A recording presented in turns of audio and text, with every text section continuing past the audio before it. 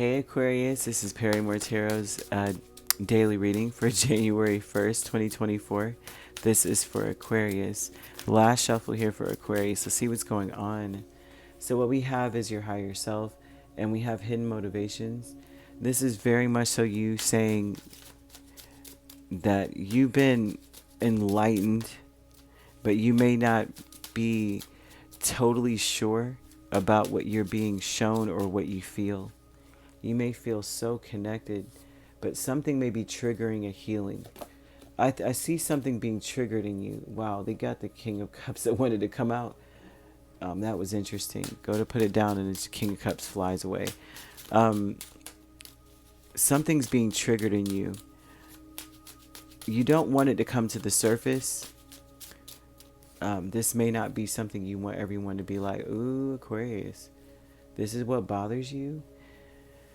So your higher self is 9 of Wands, the Star, Strength, and 9 of Swords, okay? They're showing that there may have been some sort of worry or stress or something that is coming to an end.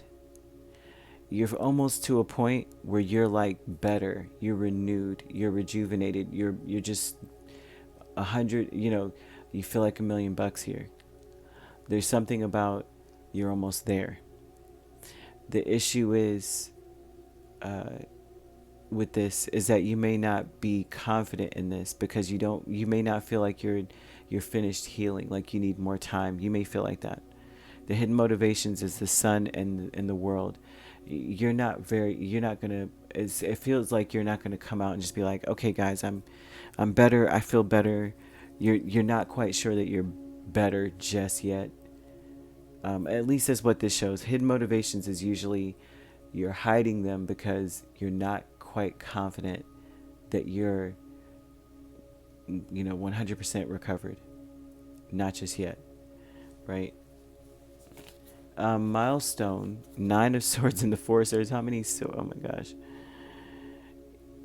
It's like this. I'm going to say this, Aquarius. Some of you, I'm speaking to Aquariuses who are used to a lot of chaos, they're always being triggered, they're always having to hold back or go hard, and they're always stressed. Like every day there's a stress. The milestone, which you're reaching very soon, if not you've already reached or are reaching right now, is that peace stresses you out because you're like, there's no way that there's peace. You know what I mean? It's like there's got to be something. Maybe I'm ignoring something. Maybe I'm neglecting something. Something has got to give. There's no way that it's quiet. And for a lot of you, you've reached a milestone where you're just blocking people who cause stress. You're ignoring people that cause you stress for a lot of you. That's another aspect of it too. Family, friends, and guides. The 3 of Swords and the 7 of Pentacles. I will say this, your family, friends, and guides, this is typically your passed on loved ones, right? Passed on loved ones and your spirit guides. This is an energy, the message from this is they're saying that it's not true that you did anything to cause the stress in your life. Like you didn't do anything to cause it. You may have been telling yourself that you did, and you may be needing time to think about what, like there's some energy of like blaming other people, right? So, to some degree. And they're telling you that it's like no fault. There's no real fault in this. They want you to take that out like of the equation, like there's no fault. Like in order to be at fault, that means that you're not where you're supposed to be, or in order for blame to be assigned, that means you're not where you're supposed to be, that you've been completely thrown off your path. You know what I mean?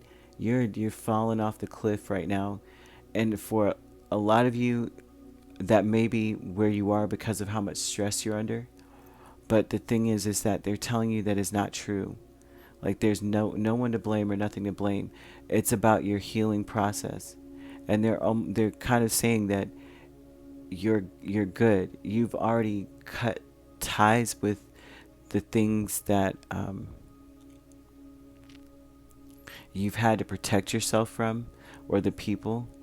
You've already kind of energetically cut ties. Whereas it's not like, and by that I mean, it's not so triggering to where when you think about it, you just like, you can't control your emotions. You can't control your thoughts. For some of you, you were in that place. You may still be in that place, but this is almost a promise that you won't be in this place for long if you are. But your passed on loved ones are really telling you, it's like,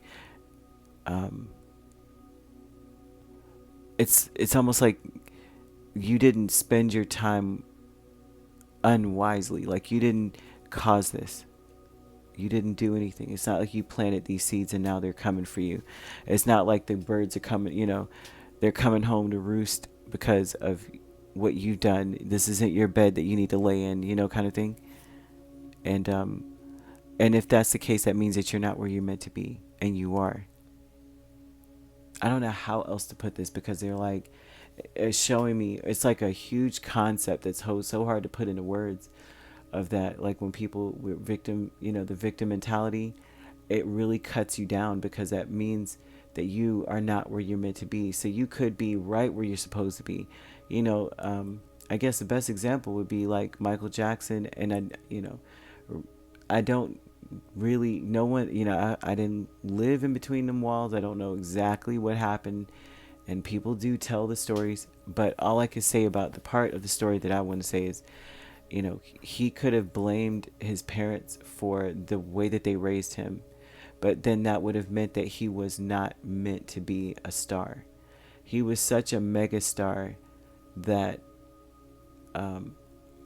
it's almost like Spirit's trying to say, because they're showing something like him. If he blamed his dad, that means that he wasn't meant to be Michael Jackson. He wasn't meant to be a star. He was supposed to be on a farm somewhere, a petting zoo somewhere or something, and so to say that it's their, they did this and that, and you're pointing fingers, is almost like it's almost like shunning Spirit, kind of like. So I hope you understand what I mean. It's so hard to put the words. Sometimes I get visions I only have a few minutes to really give, and I'm like, oh my gosh, I don't know how to say this. I wish I could just project what's in my brain, project it on the screen right now. You could be dealing with another Aquarius, a Leo, Capricorn. Leo is really strong, man. So you could be a Capricorn, Aquarius cusp. If you're not dealing with those signs could also be in your chart. If you'd like to book a personal reading with me, my links are on my page. Peace, love, and light. Take care.